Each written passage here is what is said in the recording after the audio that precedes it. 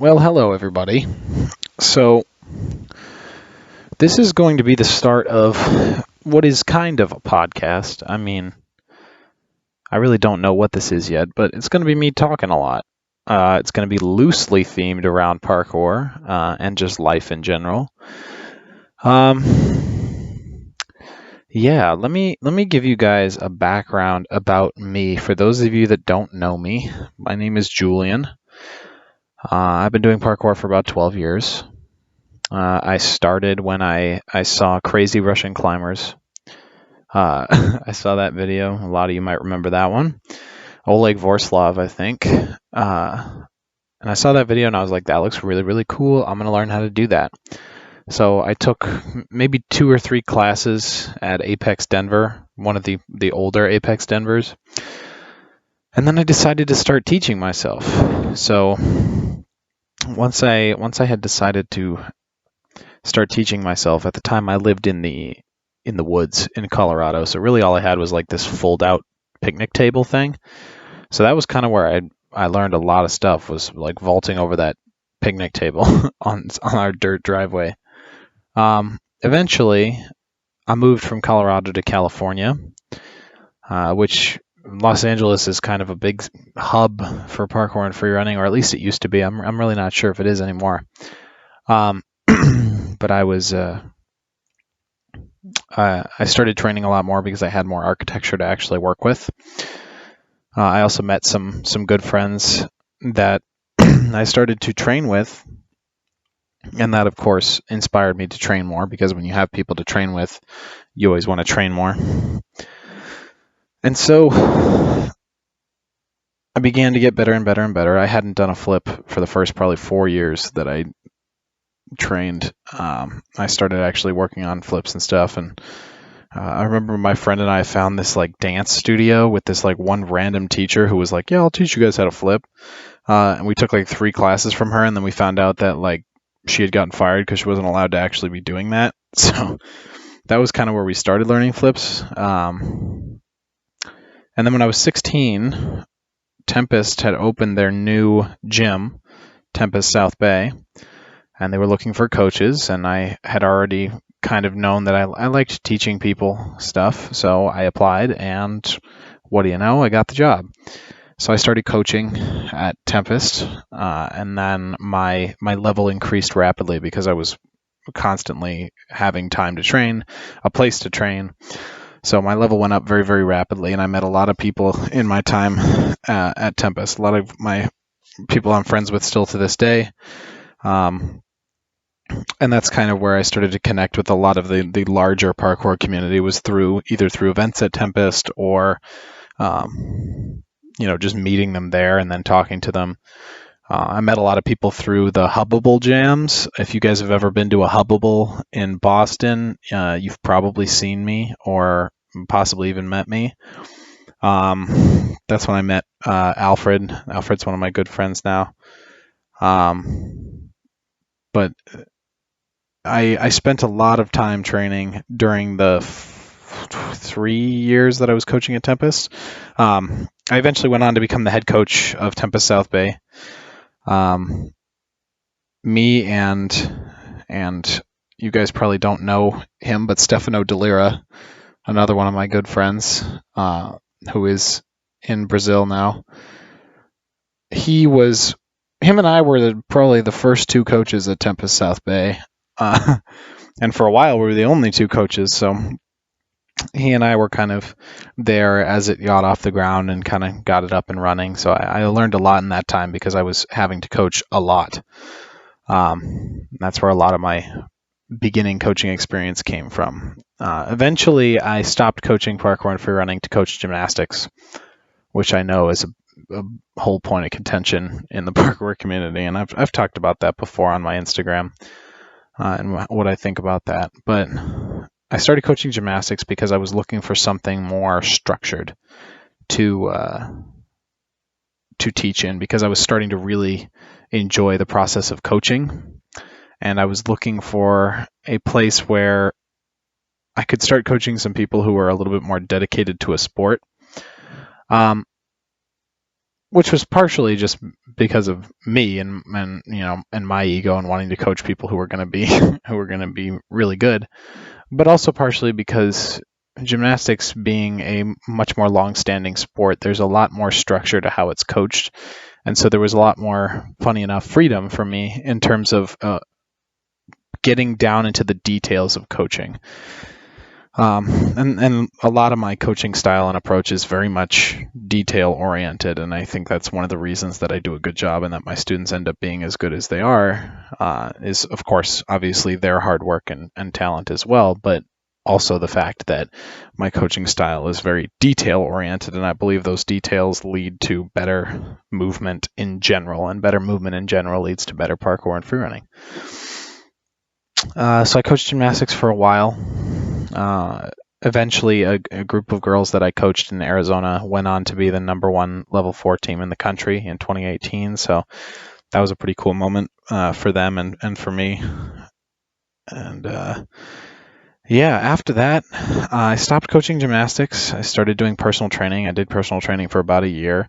I was really, at the time, getting into fitness and stuff like that, so it seemed like a logical step to start spending more time coaching fitness. And personal training is still coaching, which is the thing I like to do, is teach people. I like to help people be the best that they can be. I like to help guide people toward what they want and help them get there quicker and more successfully. So it seemed like a logical step, and it was interesting, to say the least. I would say it was not what I expected, and it was not super successful for me, but you live and learn. After my personal training job, I actually ended up in the hospital for a short period of time.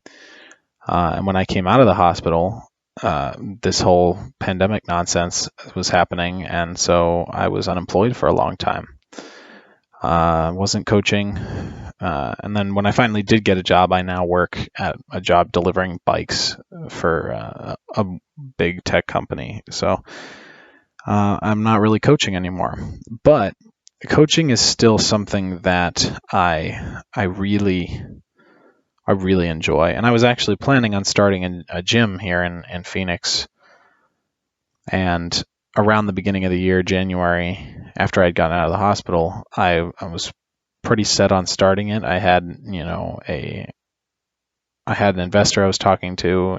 Things were looking like they were moving along, and then, of course, with all the Rona stuff, everything kind of shut down. So, in my opinion, that's all for the best. I think there's obviously probably a reason that it happened. I either wasn't ready to do it, or it just wasn't the right time. But so yeah, now here I am. And so I've been spending a lot of time, as we all have, sitting in my house, just thinking. And I've been trying to think about how I can bring what I've learned and bring my coaching expertise into a format that can help the most people, while also supporting me financially. And so, challenging thing there is, parkour is a relatively new sport still, and there's not a lot of people have expanded the market. There's basically a couple ways of making money in parkour. One is having a gym, one is coaching, one is becoming like a stuntman or performer, that kind of thing, and then one is content creation, kind of like Storro does. So not that many avenues yet. And that's always expanding, and I've seen some really cool, at least the content creation area is expanding. I've seen some really cool content coming out lately, especially if you guys don't watch Team Fat, PHAT, absolutely fabulous videos. They remind me so much of like old school YouTube parkour videos where it's just people training and having a good time. And that's an era of parkour on social media that I miss. I think Instagram kind of took down YouTube a lot, but it looks like YouTube's making a comeback for parkour, so that makes me excited, and I'm happy to be seeing more long form videos and more just vlog style stuff, which I find super entertaining and awesome to watch. But so I've been looking for a way of bringing coaching to more people, because content creation and all that is great, but it's a lot more. I have not yet seen a system that brings coaching at a high level to a lot of people. There are some parkour tutorials online, and I've done a few of those, and there's like Apex. Apex has like a parkour 101 thing, or like a parkour edu, I think is what it's called, which is along those same lines. I truthfully haven't explored much of what's actually in their content, so I'm not sure what they're fully about. I've heard from people that it's good content, and based on their advertisements and stuff, it looks like it's good content. But I'm looking for something more interactive, if that makes any sense. Not something that somebody's going to, pay for and never really have to talk to me and just kind of use at their own time. I would really like to be interacting with people, because one of the most rewarding things for me in terms of coaching is being able to interact with somebody and work together as human beings to try to get them to where they're going. And that is the rewarding part for me. And so I've been really looking for a way to do that digitally, so online. And now, I guess, is a better time than ever, honestly, because almost everything has to be online if it's going to be successful. There's very few in-person things that are going to be successful right now. So one of the things I wanted to do, and the reason I kind of started doing this podcast type thing, is because, one, I've always felt kind of drawn to podcasts just because I think it's a really interesting way to get stuff out there in terms of content and, expertise and things like that. And it's an interesting way for me to start to talk to you guys, because I have a lot of things to say. So why not put them somewhere so people who like those things can listen to more of it. But one of the other reasons I started wanting to do this is so that you guys can start to know more about who I am, more about how I coach, more about what I think about parkour, more about things like that, so that if you resonate with me at all, and you're interested in working with me in terms of improving your training, getting better, winning competitions, things like that. I mean, that is what I like to provide and to help people with. And right now, the best way I can imagine doing it is working one-on-one with people, or working in a small group with people who, we either meet frequently through Zoom, or, you have access to, sending me training clips, things like that, talking to me while you're training, so that you can get advice on how to improve. We can discuss, a training plan. We can discuss, where you can improve for competitions. We can discuss getting yourself ready for competitions. We can discuss, enjoying parkour. But I think most of all, what I'd like to help people with is using parkour as a tool to improve your life, because I think we can all somewhat resonate, all of us who train can somewhat resonate with the fact that parkour is immensely helpful for us mentally. I think almost everyone I've talked to, parkour is more than just physical for them. It's something that keeps them sane, and for lack of a better word. And I would really like to explore that with people. I would like to start helping people through challenging parts of their life, and helping people to be more empowered through the avenue of parkour, because I think parkour is a very unique sport in that it is not inherently competitive. Obviously, you can compete and it can be fun, but it's not inherently competitive. It's not a you versus me sport. It is an individual sport. And it is also very much focused on freedom and moving through your environment. So, I mean, the metaphor there is obvious, which is physically you are learning to adapt to your environment in the same way that you have to mentally learn to adapt to your environment. And I think there is a very powerful way to start to use parkour to help people emotionally, mentally, spiritually. Because in my opinion, you cannot separate your spiritual, your mental, and your physical health. I think they are all part of the same continuum, and I don't think they can be separated. I don't think you can be really healthy in one and not the other. I think you'll feel the effects of all of them in everything. And so I think parkour can be a very powerful way of addressing the physical component of that, but also addressing the other components of that at the same time. I'd like to hear what you guys think about that, in responses to this. I'd love to hear comments about, how parkour is helpful for you mentally. And also, what are you struggling with right now mentally? Because I think your life is entirely dependent on the projection of your mind onto the world. So I think everything you experience is an opportunity for you to learn something that will help you grow as a human being.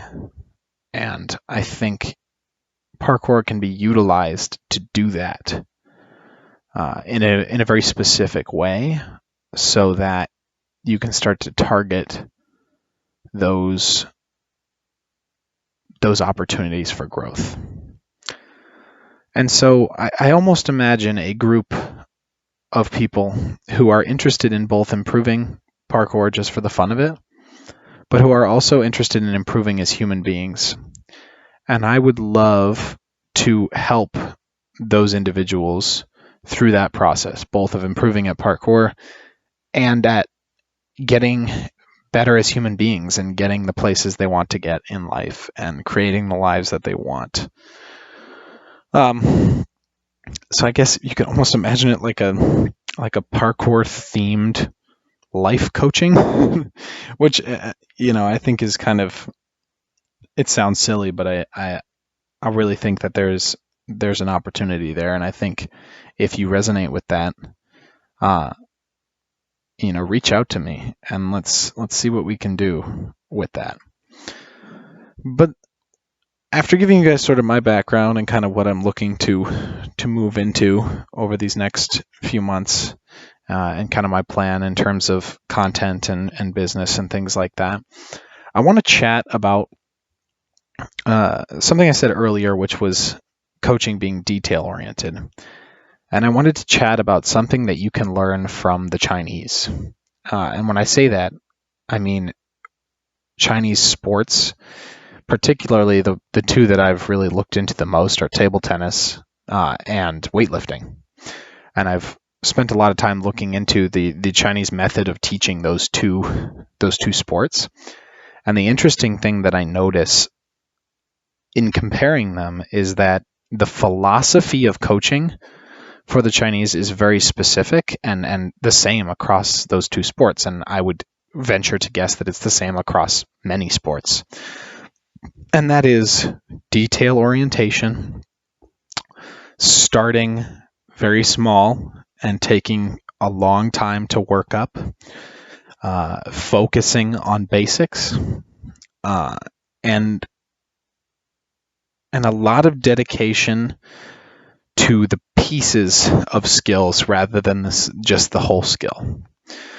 So, for example, in table tennis, all right, a lot of people, if they were to start training for table tennis, they would go get a paddle, they would go get a ball, and they would go get a table, and they would start trying to play table tennis. The Chinese method of coaching is very different. Nobody even touches a table for the first few months after they start training. They have a paddle, and all they do is move. They move in the way that they would move if they are hitting the ball. That's all they do. And they just spend a ton of time not even touching a table, just working on the movement. Because in Chinese coaching, there's a great respect for that concept of muscle memory and that concept of ingraining proper movement patterns before you try to challenge those movement patterns. And I think that makes intuitive sense. And I think a lot of us can go, oh yeah, that makes sense. And yet I think a lot of us also struggle to actually do that. I know myself included. I'll often go to the gym and say, hey, I'm going to work on the basics of these skills. And then I get to the gym and I see my friends and they're all doing, stupid gainers. And I'm like, sweet, let's do stupid gainers. That's what I like to do. And then, I end up not doing what I thought I was going to do. Or I do like 2 repetitions of some basic thing. And then I'm like, sweet, now I'm going to try double A twist. And I think one of the greatest things about Chinese coaching is that it is the coaches who pull the athlete away from doing that and kind of give them the accountability and hold them accountable to, hey, listen, I know this is not necessarily what you want to be doing and it's kind of boring and it kind of sucks, but this is laying the foundation for later.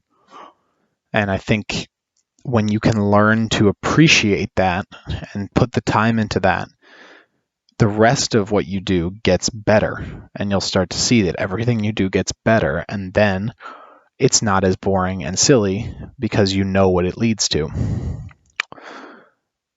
And it's the same with Chinese weightlifting. If you look at the way Chinese weightlifting is coached, they emphasize details, but also simplicity. So in Chinese weightlifting, there are what they call 5 words.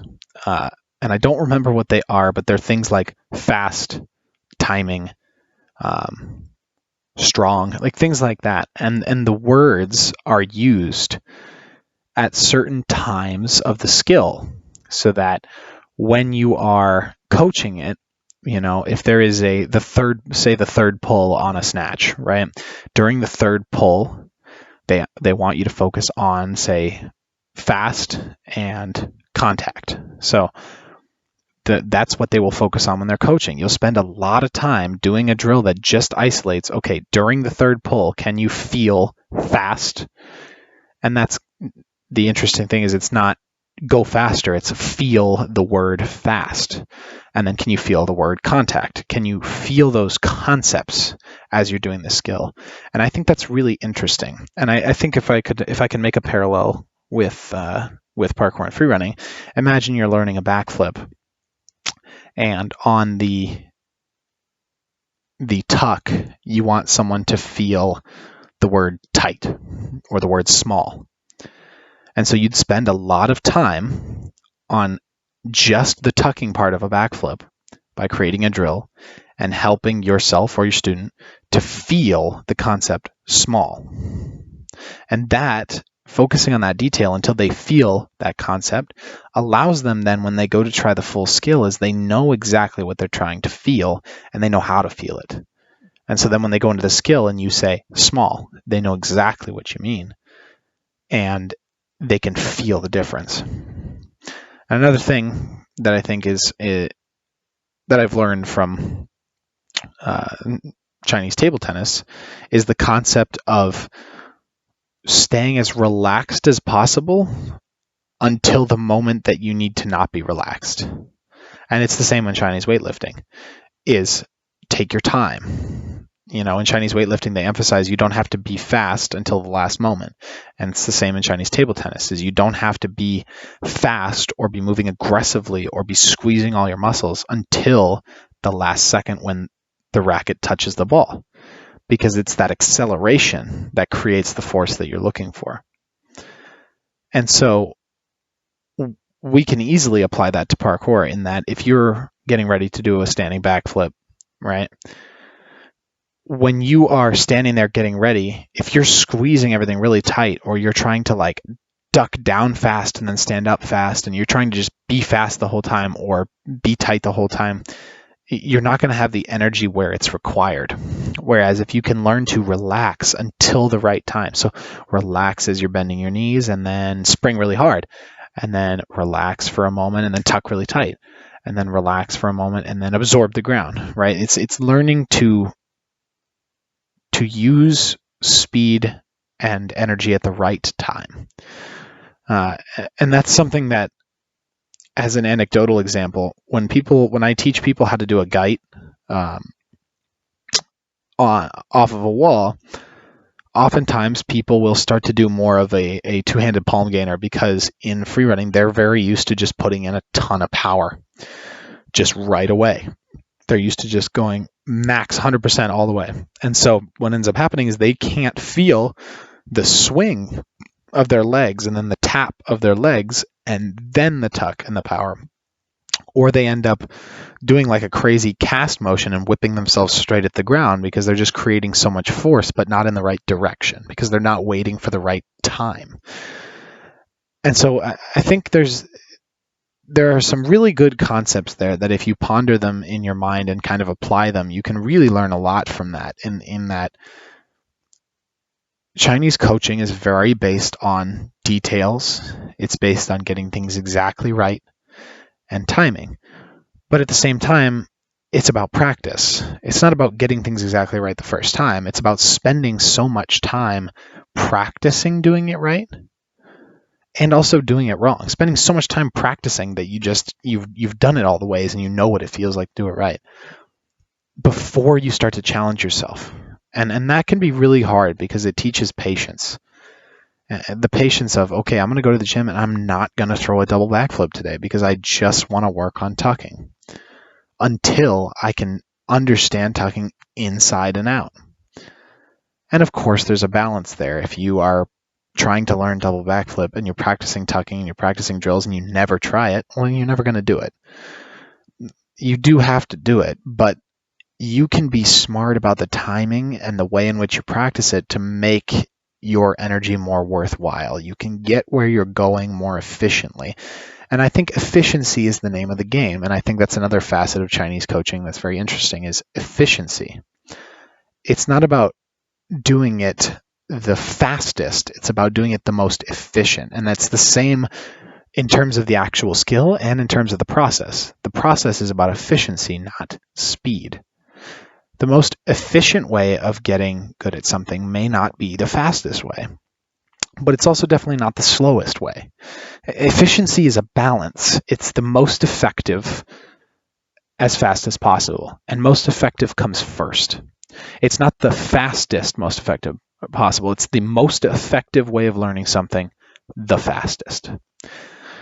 And so focusing on that effectiveness first, speed later, I think is a concept that carries over into a lot of things if you can apply it. You know, it seems like many things, it seems very simple on the outset. And then when you start to dig into it, you realize that there are a lot of lessons there and a lot of places where that carries over. So I just thought that was something interesting that I would share with you guys. And I'll be sharing more things like that because there's a lot of knowledge that I would like to share with you all, and a lot of knowledge that I have around coaching that comes from experience, because that's how you have to get it, is through experience, is through learning. And I think so. I'll leave you with a lesson that I've been learning recently that you may relate with too. But knowledge is only useful if you then go and apply it. And I have often found myself using knowledge as an excuse to not do the exploration or the experimentation. You know, it's like if you read the book on how to be good at something and you never go try, it's not very useful. You could have learned probably more from doing it than from reading the book. And so for me, I have found myself afraid of the failure, afraid of not doing it right. And so instead of going and experimenting, I will sometimes just fill my head with the knowledge of how I should do it. And so lately, I've been challenging myself to avoid doing that and to make sure that when I'm getting knowledge, I'm also using it to guide my experimentation rather than avoid the experimentation. And so I want to encourage you guys, if you can resonate with that, then join me in trying to notice when you are avoiding trying something and being active and doing things in the world, and are instead trying to learn in a way that causes you to avoid doing that. So I want to thank you guys if you did listen to this whole thing. And even if you only listened to 30 seconds of it, I still want to thank you. I appreciate you giving whatever time you did to this. If this did resonate with you, or anything about this resonates with you, or if you have things you'd like me to talk about, please reach out and please let me know. I would love to communicate more with you guys. I don't know where I'm going to release this. I might release it on, I'll definitely release it on YouTube, but I may also try to release it on, I don't know, SoundCloud or Spotify. I'm not sure. But if you guys want to follow me on Instagram, I am at _Julian_Williams. Yeah, you can add me there. You can DM me. We can chat. But yeah, leave comments if this resonates with you, and also leave comments if there are things you want me to talk about. Like if you want me to talk about a certain skill, or you want me to talk about coaching or a concept, things like that, or even just something about the world, even if it has nothing to do with parkour. Like I said, this is a loosely parkour-based podcast thing. But thank you guys for listening. I appreciate it, and you'll be hearing more of this.